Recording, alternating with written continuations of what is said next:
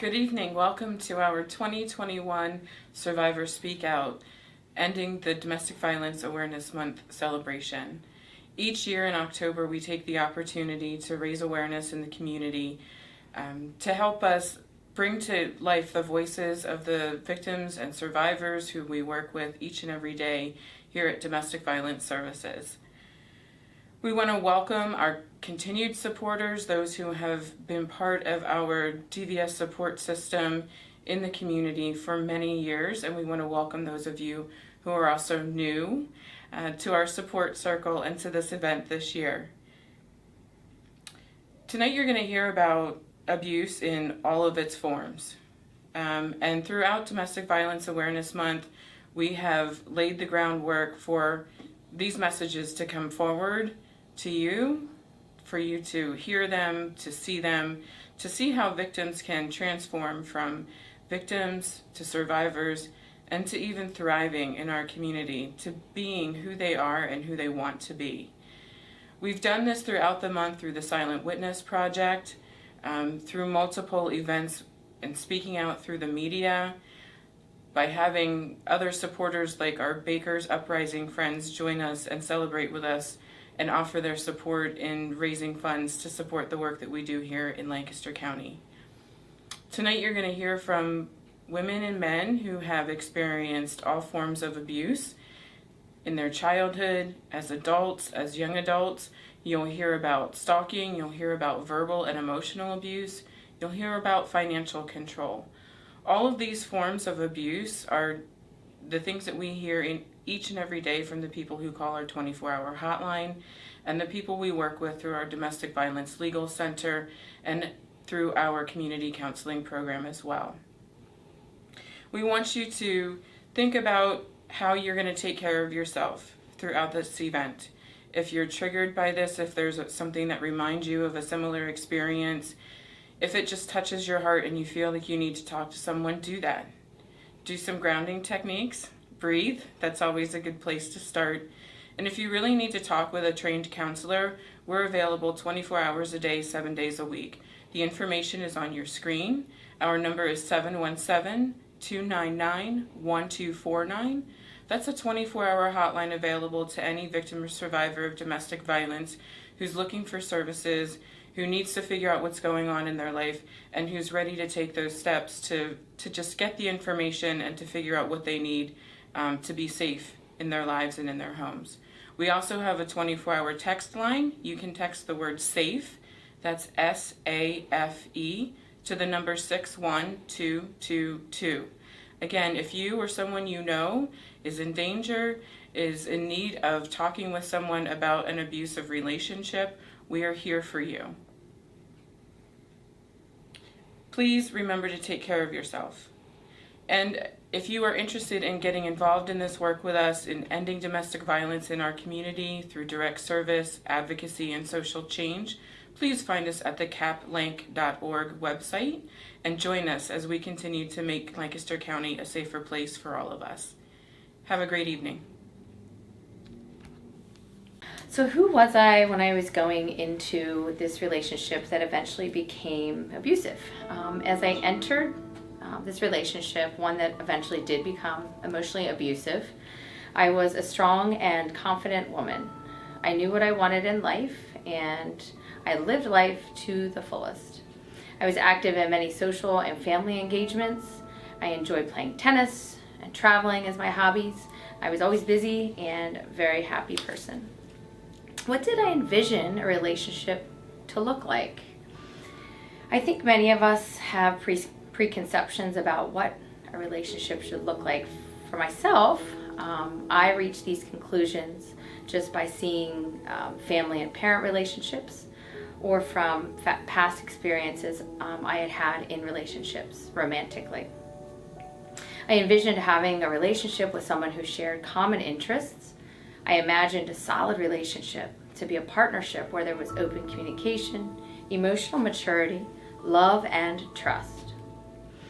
As I entered a relationship from the beginning that eventually did become emotionally abusive, it certainly checked all of these boxes.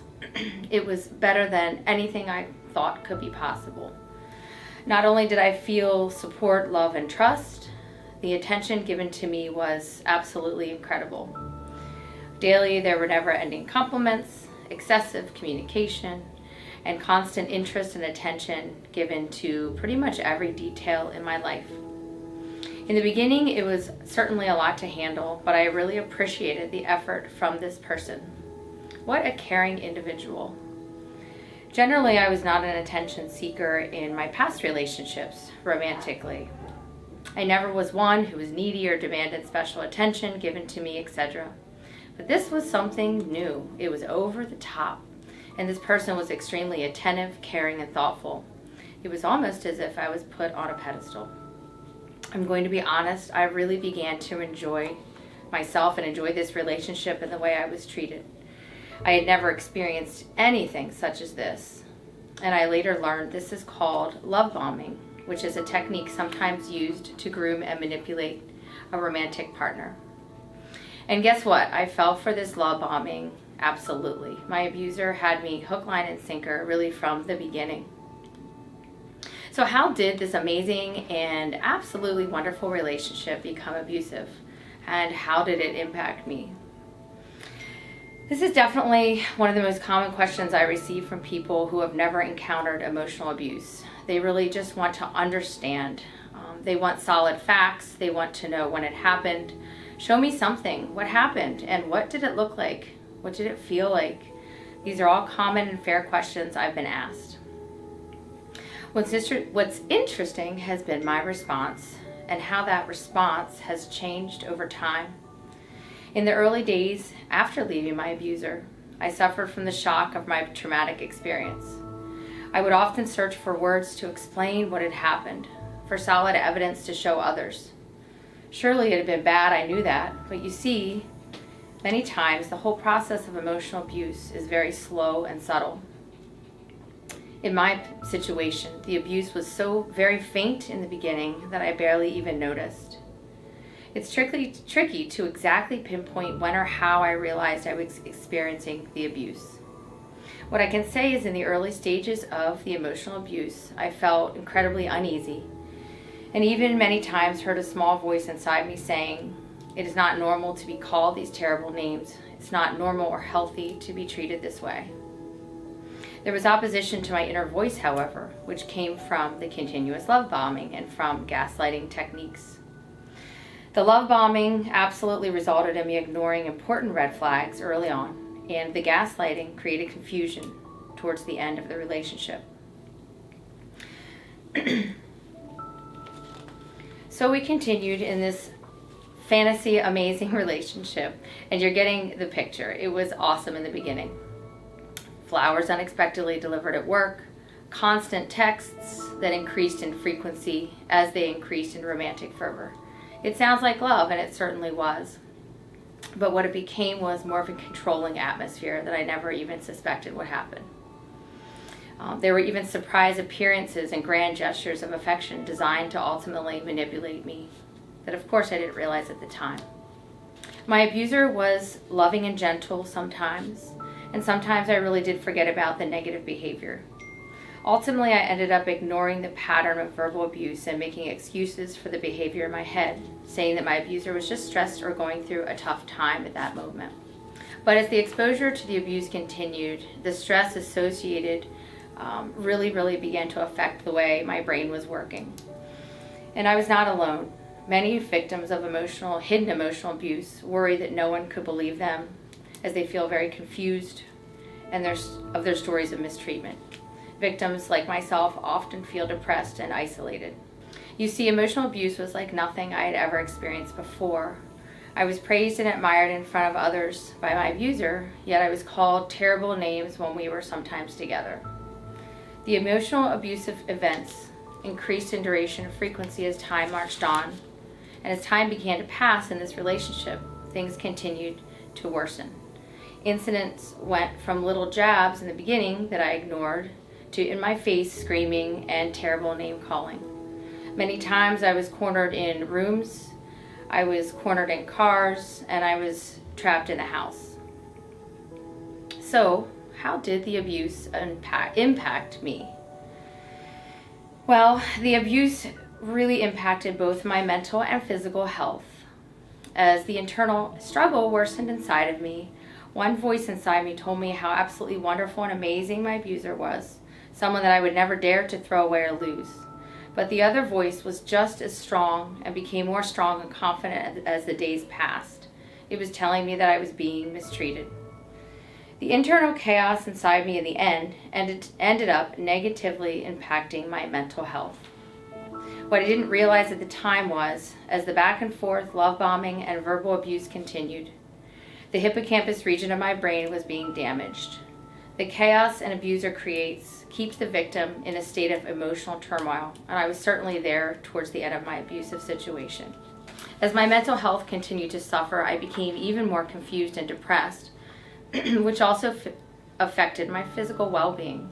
Once an avid exerciser, I lost interest in physical activity. I really thought I had nowhere to turn and wasn't sure anyone believed this Jekyll and Hyde behavior that was happening. My abuser was adept at putting the best foot forward, socially engaging at every family and friend event. Everyone really loved this person. So how did the relationship end, and how did I finally get out? Well, the emotional abuse continued, as I said, to worsen as the days went by. The only reason I was able to get out safely, I honestly give credit to my fight or flight instinct. As I was verbally berated often, called pathetic, and many other terrible words, my abuser was also closing in physically, as I mentioned before.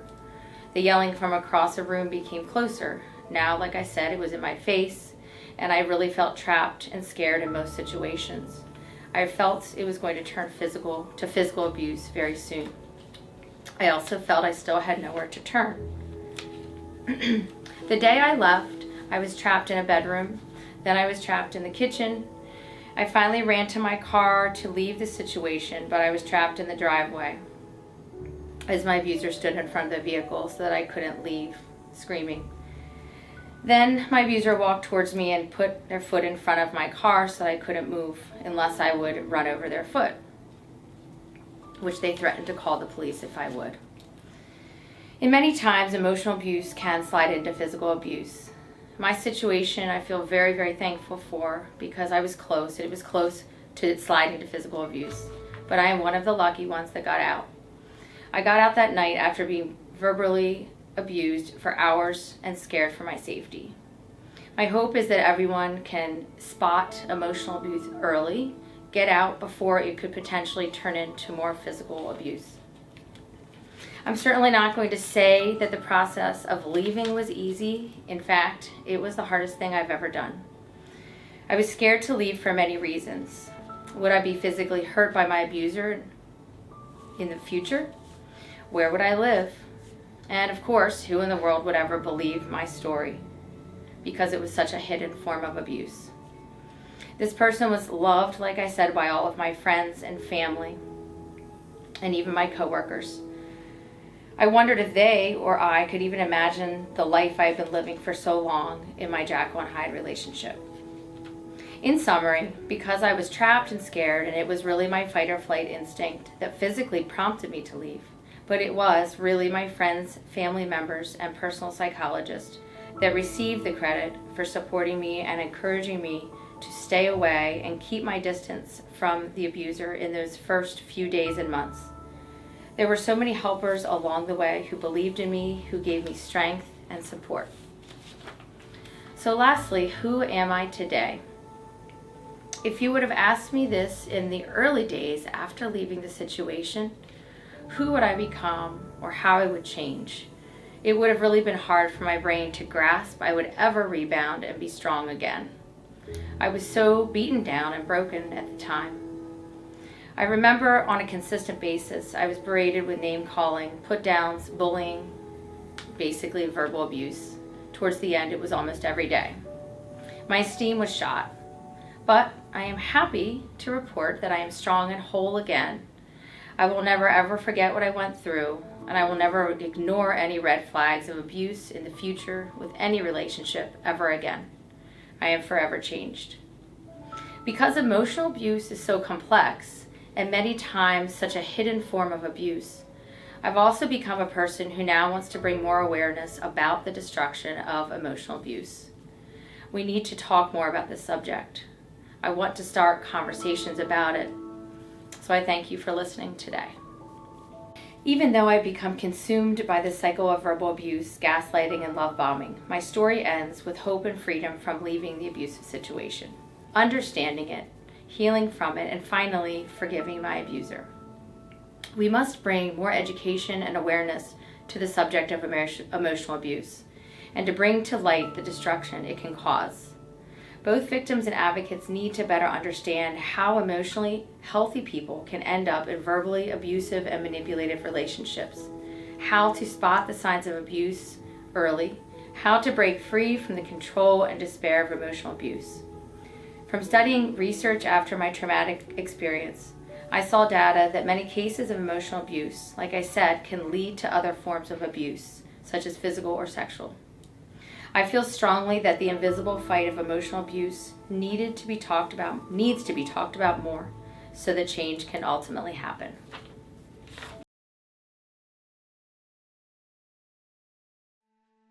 So I signed up for the divorce. Then, of course, he wasn't really happy with that. And then the threatening start.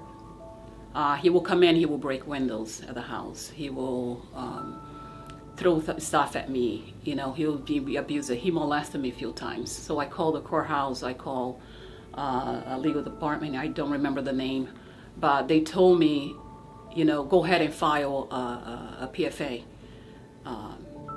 So I was calling the cops every day. At that point, I kicked him out, to be honest with you. I called him, I said, he can't be here. It's a threat for me, it's a threat for my kids.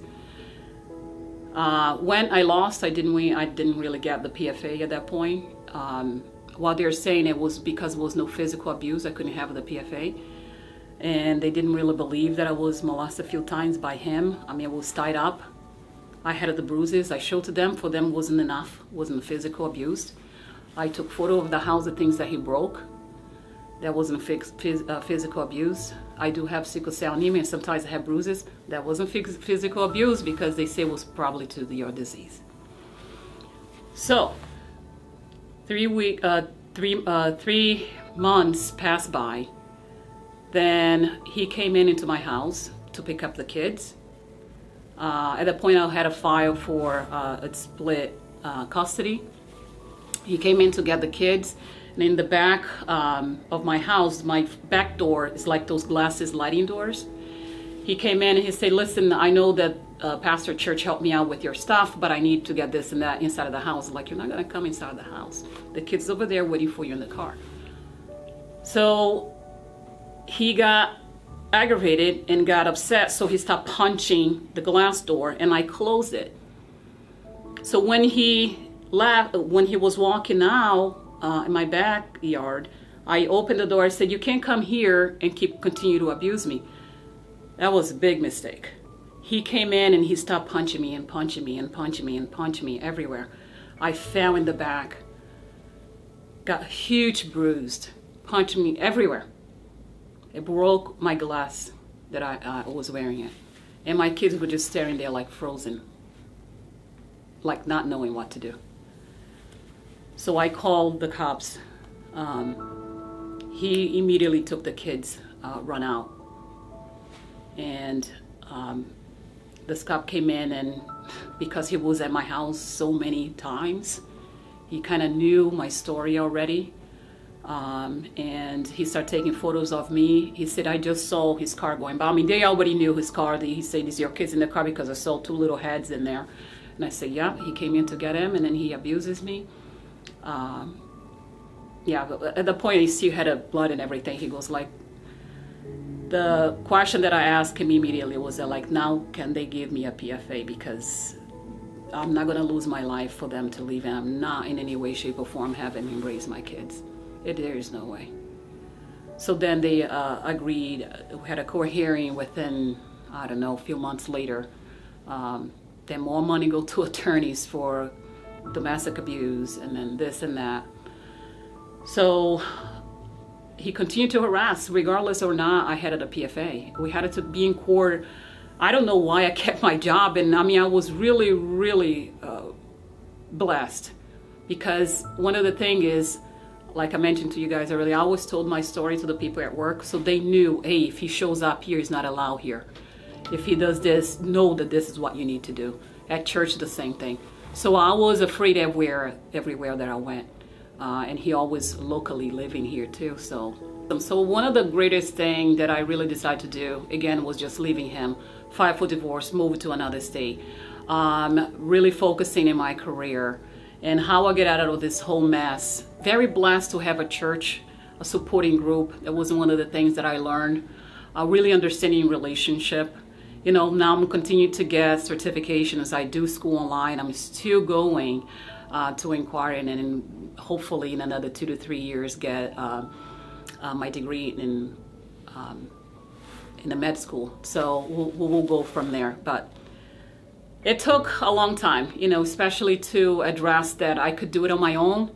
And my kid is still going to therapy, but God is good, okay? I never gave up on me. And I always was really blessed that I could be able to tell my story for the people at church, because it helped a lot of women there as well. And hopefully this will impact somebody in their lives too. So don't give up. I mean, it's not easy. It's easier said than done. Not having a support, it's the worst thing that you can ever do. But having a support, believing in yourself, it is the first step. And really understand that is better things for you. Don't settle for less. It is better things. And thank you. So Domestic Violence Legal Center was the primary support for me, and it really helped me out to understand what I was going through myself. Right. Okay. So, oh my goodness, that was one of the support group. They always listen. There was a huge support for me. Christine, I always remember her. She goes, you know, don't give up, Madonna. She was a huge influencer, to be honest. She goes, like, I don't know what you're going through, but, you know, I truly appreciate you not giving up. So every time that I was going to meet with them, there was a little talk, you know, a pet talk. You know, she was always asking, they will always ask how I was doing, you know, how things were going, what was my next plan. They always trying to kind of follow up, what are you up to now? You know, and really address that what I was doing was good. It was positive, not just for myself or my kids. Was couple suicidal attempt towards my kids and myself, to be honest. But they got me through it. There was a huge support. They're very honest. And without them in my church group, I won't be able to be where I am right now. So after years with dealing with the divorce and harassment, that he was coming on and off of the house every other day, literally, I couldn't believe it when my son came to me and say, hey mom, you know, now that you know that dad has another family, the wife he never married her, but she got pregnant. It is over now. He will let it go. I couldn't believe it. I mean, still couldn't believe it till up to this day, you know, but I haven't seen him since, thank God. And it really keep the distance, and I like that. And, you know, with my son communicating, that's the only thing that kind of hold me, you know, together.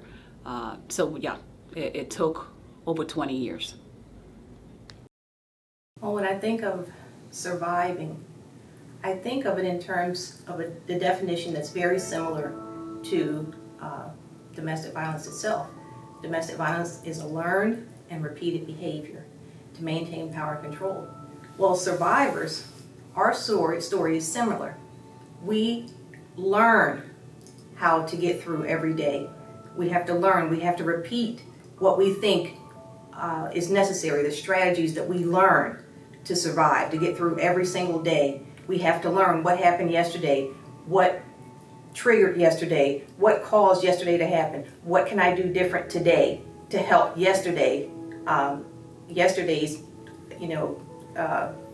circumstances not be here today. So we learn, it's the same thing. It's a learn and repeated behavior to be a survivor. We have to learn resilience, whether we want to or not. We have to learn how to get through every day. We actually learn to manipulate things. We learn to manipulate situations so that we can try to monitor what might happen today and keep it, or to keep it from happening. Mm-hmm. So it's when you're a survivor, you're always in that mode of every hour figuring out how to get through the next hour, how to make it through the day. You're always wondering, what strategy can I use today? Knowing that no matter what strategy we use, it may or it may not work.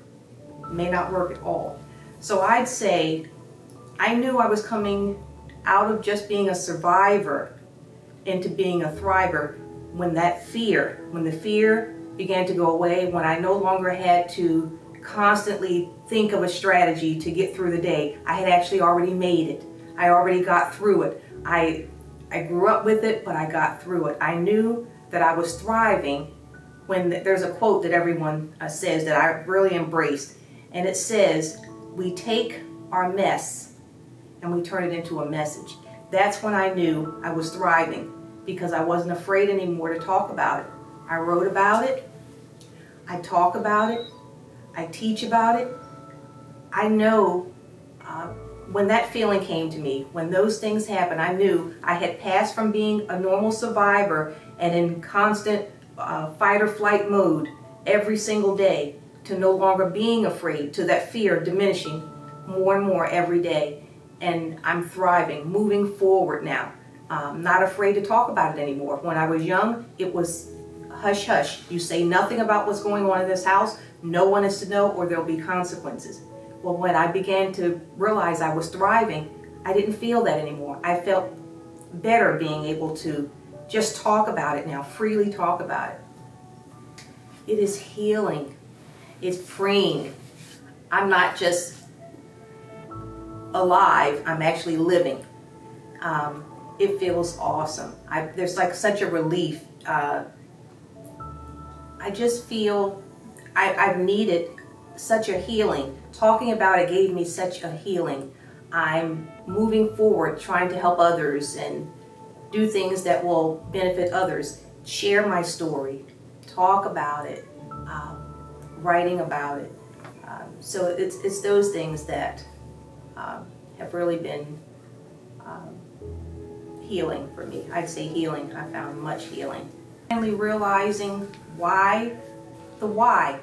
I have asked the question why forever. Why was I the one kid in the neighborhood to grow up in a family like this? Why was my family like this? Why did my dad beat my mom all the time? Why in my house? Why did my mom drink? Why? That was always the question for me. All the other kids seemed normal.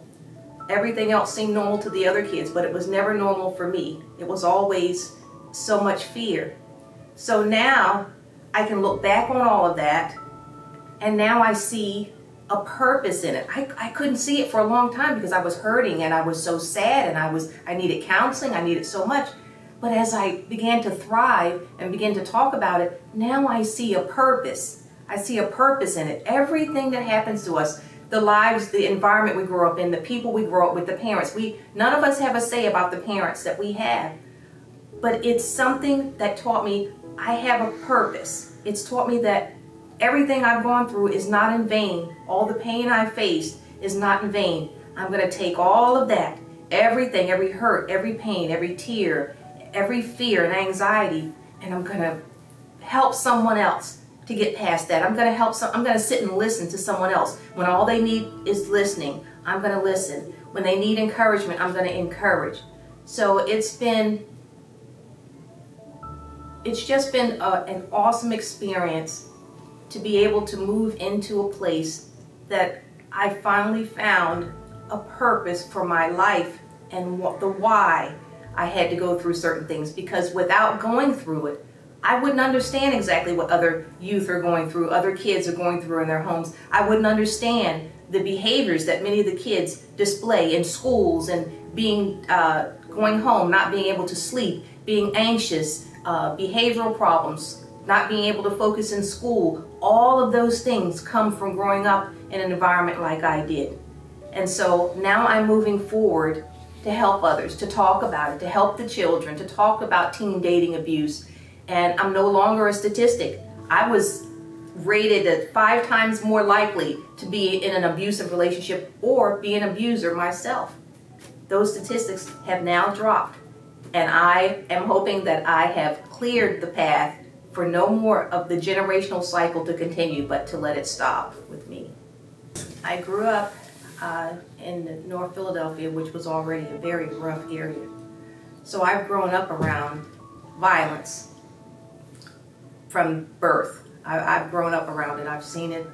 It's outside of my home. It's with the gangs up and down the streets. Inside my home, my father constantly beating my mom an alcoholic, drinking. From a small child, from ages 3 and 4, I can remember crying and standing in between my mom and dad to try and prevent them from fighting. I can remember getting a little bit older, and I had a younger sister who was 3 years younger than me. And then I learned that I had to take care of my sister. I had to take care of mom. I had to grow up so fast. I couldn't enjoy my life because I had to make sure that everyone was going to be okay. And I thought I was the one who had to do it. I thought that things, if I didn't do it, if I didn't stop mom from drinking so that when dad came home, he wouldn't beat her, I had to do what I needed to do to keep her from drinking and to try and keep my dad calm when he came home. And then, even while I'm thinking about strategies to do that, I'm thinking, what will I do if this doesn't work? Where will I take my sister? Where are we going to run tonight? I've run out many times. In the middle of the night, my aunt lived maybe 5 blocks away, so the 2 little kids, as small as 6 years old, were running out in the street 2 and 3 in the morning when the fighting began because I was so afraid and I wanted to make sure that we were safe. So it's those things that it doesn't leave. When children witness domestic violence, they see it and they hear the screams, they hear the yelling, and then they observe the aftermath. They see the bruises and the scars and the blood. And I was such a nervous child because these things happen over and over. But I became so discerning. When I tell you that children are resilient, that live in these homes, they really are. They learn how to survive. We learn because we have to survive every day. We have to get through it. Sometimes the things we do helps, sometimes it doesn't. I carried the load for a long time. I remember being so tired, always having to try and make sure to take care of mom, making sure my little sister was okay, making sure that I was okay, trying to keep dad calm. That was my life every single day. So I go to school and I try to enjoy being with my friends. And for a while I would. I'd smile, I'd even laugh at school. But as the day began to progress and I knew it was almost time to go home, I could feel the anxiety starting to well up. I could feel it. It was like a fear, like I don't really want to go home. Do I have to go home? I don't want to go home. But I know I'm getting ready to go home. And so the whole walk back home was thinking again, strategies. What am I going to do today? If mom starts to drink, how am I going to stop her before dad gets home? What am I going to do? So your whole day, you try to enjoy it. And then at the end of that day, you're thinking again, like an adult almost. And I shouldn't have had to do that. So it was very rough for me. My grandma always told, my mom said, Gina's a very anxious child. She's a nervous child. Don't yell at her, she would tell my mom. I had an aunt who was amazing. She would come and get me and my sister to get us out of the house, and mom was very close to her, so that was the only time we ever were able to get out of the house. She encouraged me, she'd pray with me, do things with us to give us some joy, to get away from the atmosphere and environment that we were in. She was amazing, absolutely amazing. And mom had one caregiver that we called Grandma. And she was wonderful. And I can remember going to her house and not wanting to leave. I didn't want to go home. I wanted to stay there. At Grandma's house, she made the pound cake and corn. I loved corn. She made it special just for me. She did special things for us, and we felt restful. We felt at ease. We felt peace. Mm-hmm. And I also had a girlfriend who moved in across the street from us. Her family was a Christian family, and they took me to church on Sundays. And they invited me over, and I was really lucky that my mom and dad allowed me to go over there because I usually weren't allowed to go anywhere. It was very rare that I was allowed to go anywhere. But they would allow me to go and visit with her. And it was so nice It was so nice just to see a family, what real families do and how they live. It was amazing watching them laugh together and eat at the table together and watching TV and laughing, having a good time. That didn't happen in my house. It was so nice to be around that, and I wish so much that my house was like that. I would not have been able to make it without my faith. I went to church every Sunday, and I began to talk to a lot of youth about surviving, about moving forward in life and doing good things. I think my faith is the only thing that kept me going, because many days I'd come downstairs being discouraged, and I put on some of my music. I have a lot of my praise and worship music that I would just sit and listen to.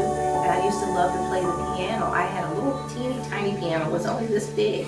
But I used to make little songs with that. And then a friend of ours who lived down the street had a real piano. And sometimes I'd ask my mom if I could go down there, and I would just write songs about what I was going through and how God helped me to get through it. I would not have been able to sit here today and talk to you had it not been for my faith, because I had no strength. I had no strength on my own. There's no way. I wouldn't have been able to get through it. I felt like someone was with me all the time.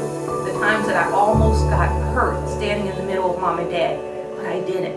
The times that we could have been abducted, being out in the streets in the middle of the night, but I didn't. I felt like there was someone watching over me all the time, giving me instructions, giving me comfort, and letting me know I'm going to be okay. So my faith, without that, I wouldn't be here today. I just have two things. What do you have any? Looking at Angela, do you have any words or advice for victims? Or let's do victims first, and then survivors second. For the victims, I'd say it's important for us to recognize, and I'm sure you already do, recognize the signs of abuse. I would say to find someone that you trust and talk to. I didn't do that. I stayed quiet. I was so afraid.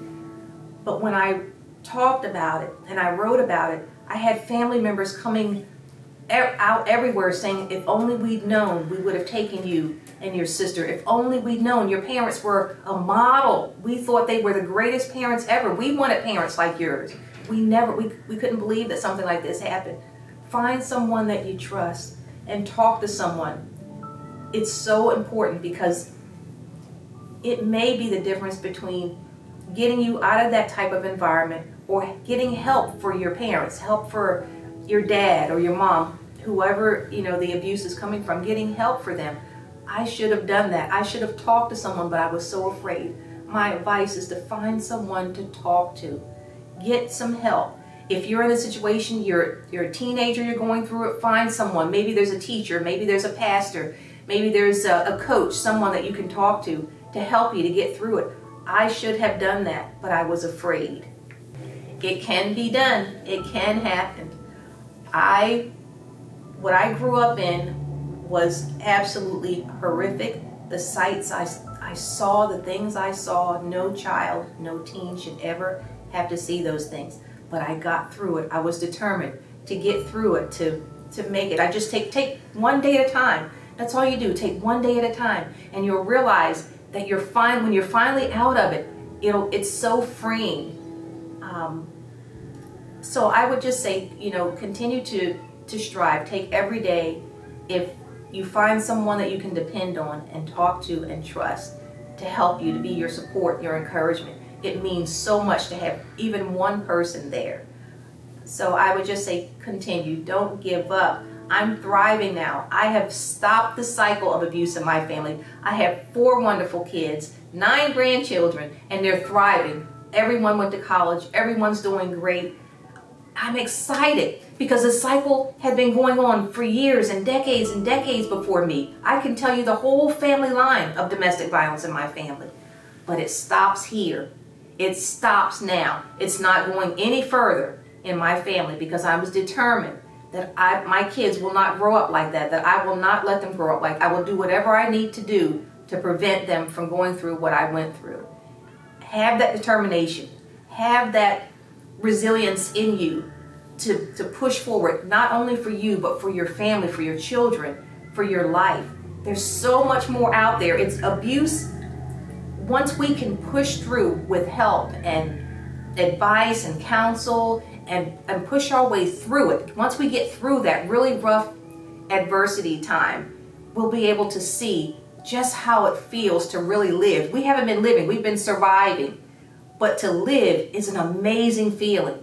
Then you become confident, which is something we never had growing up. You didn't have the confidence, you didn't feel the self-worth, you felt shame, you were ashamed all the time, you felt guilty, like it was your fault. And there was something, if there was only something else you could have done, would have changed the situation. But when you're out of that and you realize, I couldn't have done anything different.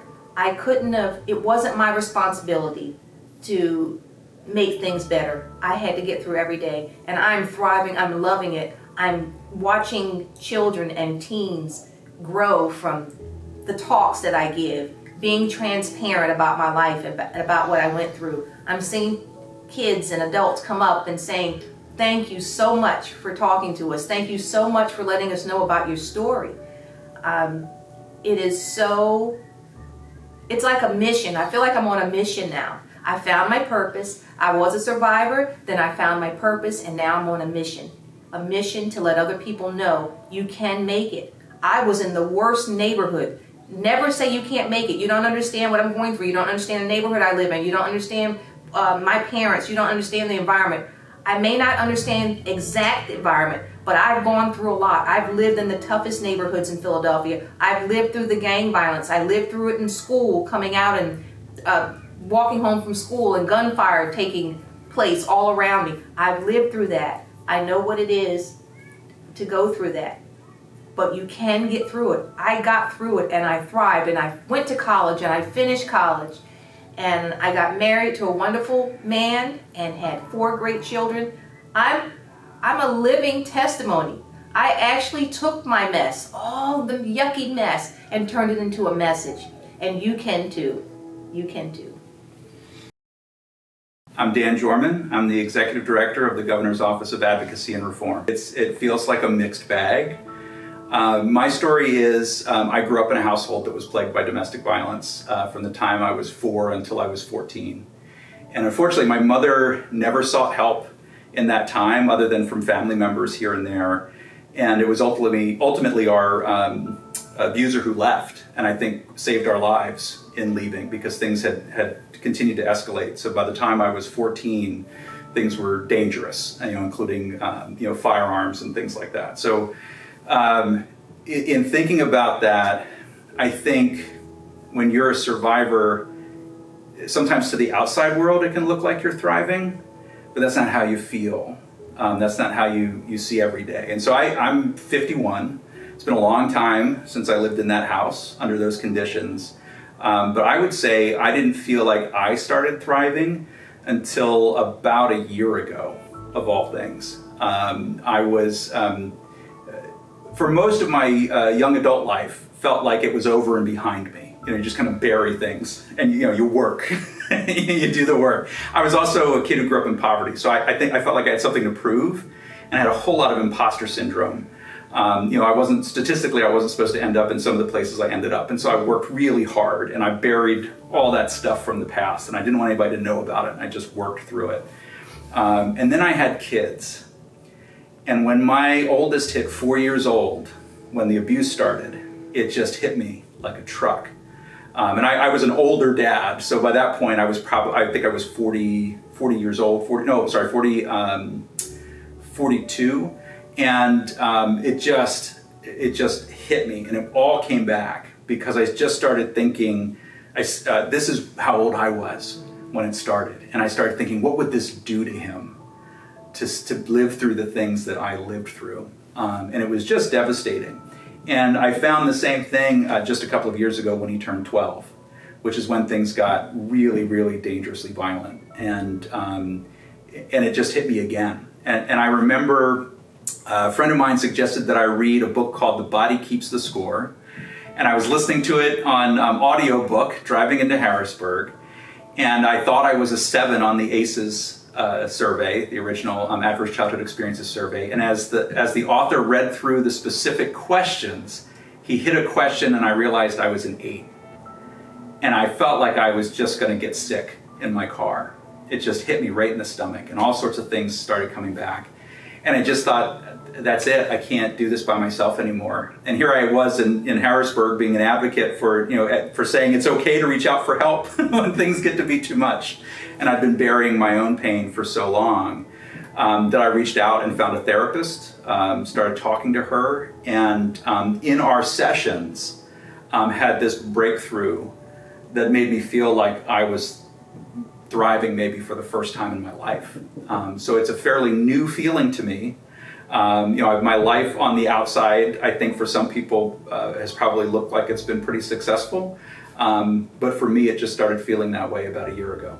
I would describe thriving as being able to be in the present, where I am, good or bad, in the moments that I'm living right now with my wife and my kids, my coworkers and my friends, which is a weird thing to have happen to you in the midst of a pandemic when you're separated from most of them.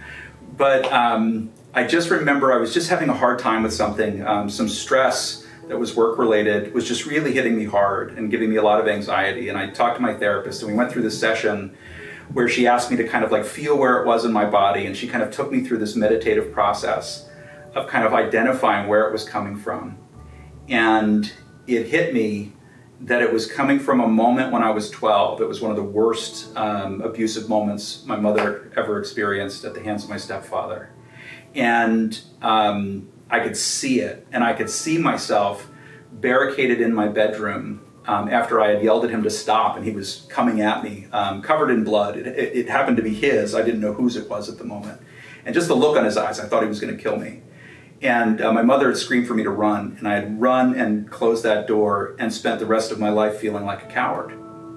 Because here I was in this transition as a 12-year-old boy who is supposed to be protective of his mother, and I was so terrified that I ran instead of protecting her. Not that there was anything I could have done. It's not rational, and trauma rarely is.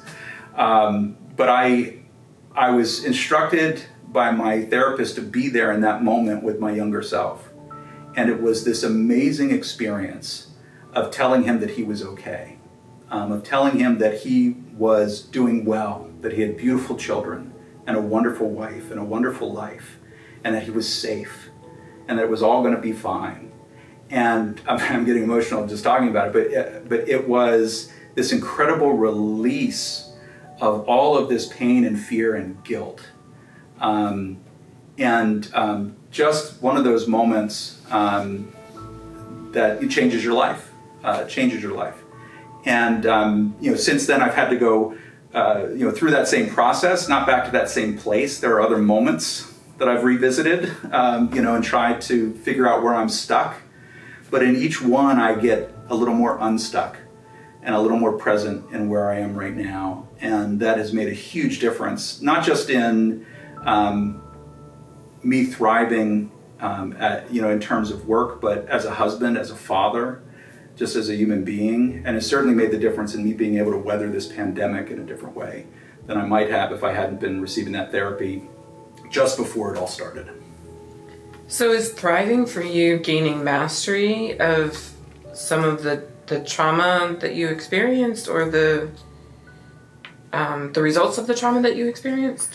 I think so. I think it's mastery is a difficult thing for me to say. It feels like a journey, and I don't know that there's a destination. I can't undo what happened to me all those years ago. What happened to my mom and my sisters.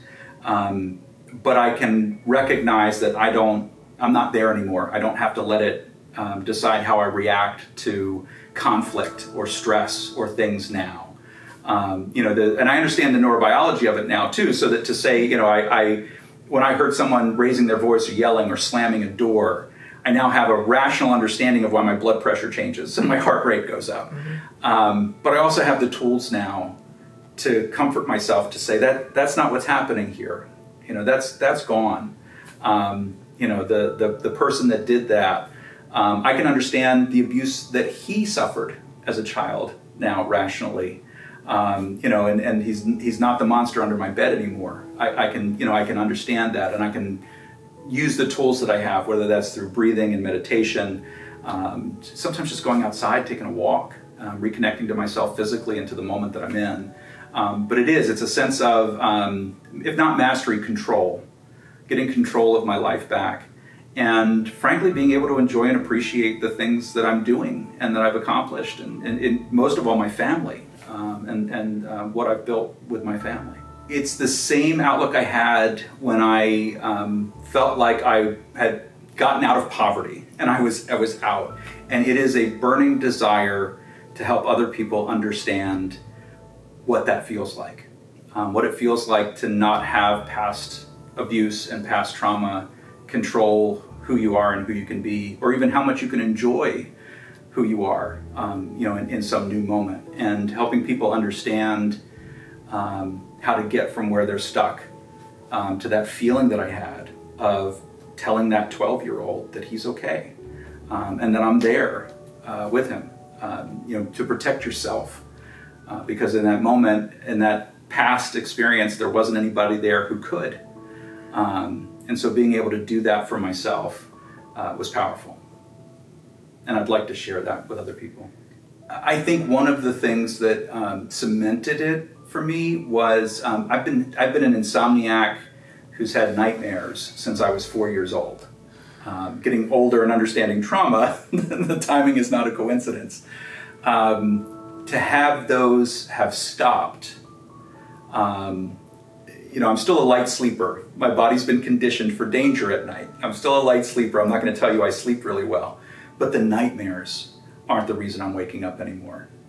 Those are gone, and they've been gone, knock on wood, since the breakthrough I had with therapy.